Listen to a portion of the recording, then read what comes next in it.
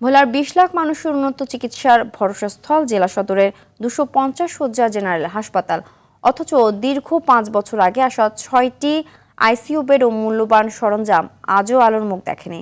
জনবল সংকট আর অবহেলায় তালাবদ্ধ কক্ষে নষ্ট হচ্ছে কোটি টাকার যন্ত্রপাতি। ফলে মুমূর্ষু রোগীদের শেষ ভরসা হিসেবে ছুটতে হচ্ছে বরিশাল কিংবা ঢাকা। পথেই প্রাণ হারাচ্ছেন অনেকে। ভোলা থেকে অমিতাভ অপুর পাঠানো তথ্যচিত্রে জানাচ্ছেন লিওন আজাদ। লোডশেডিং কিংবা ঘরের বাইরের তীব্র গরমে ওয়ালটন রিচার্জেবল ফ্যান থাকলে থাকবে শুধু বাতাস আর বাতাস। ভোলার মানুষের মুমূর্ষু অবস্থায় জীবন বাঁচাতে সরকারের পক্ষ থেকে দেয়া হয়েছিল আধুনিক আইসিইউ ইউনিট, কিন্তু ৫ বছর পেরিয়ে গেলেও হাসপাতালের ৭তলা ভবনের ৩য় তলার একটি কক্ষে তালাবন্দী হয়ে পড়ে আছে এই সরঞ্জাম। করোনাকালীন ৩ দফায় আসা ৬টি আধুনিক আইসিইউ বেড এখন ধুলো আর বৃষ্টির পানির দখলে। একটি সেটের মূল্য প্রায় ৭০ থেকে ৮০ লাখ টাকা হলেও অযত্ন আর পরিচর্যার অভাবে এগুলো এখন অকেজো হওয়ার পথে। অথচ হাসপাতালের প্রতিটি বেডের পাশে রয়েছে সেন্ট্রাল অক্সিজেন ফ্লো সিস্টেম।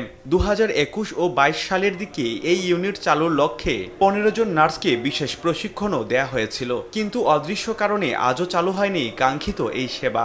বিগত সরকারের আমলে প্রায় ৬ বছর আগে যখন করোনা ছিল, ওই সময়ে এখানে আপনার ৬টা আইসিইউ বেড দেওয়া হয়েছে, অথচ একটা বেডও এখন পর্যন্ত চালু করা হয়নি। তো এগুলি যদি এর মধ্যে বন্দি আটকানো থাকে, স্টোরে আটকানো থাকে, তাহলে ৬ বছর ধরে এগুলি কী কাজে লাগে? সরকারি কোটি কোটি টাকা অবস্থায়, তাই এটা না দেওয়াই ভালো ছিল। এই জন্য আমাদের ভোলাবাসীর পক্ষ থেকে আমার দাবি যে ৬টি বেড সঠিক অনতিবিলম্বে সঠিক জায়গায় স্থাপন করার জন্য জোর দাবি জানাচ্ছি। হাসপাতাল কর্তৃপক্ষ বলছে সরঞ্জাম থাকলেও দক্ষ জনবল ও টেকনিশিয়ানের অভাবেই থমকে আছে এই সেবা।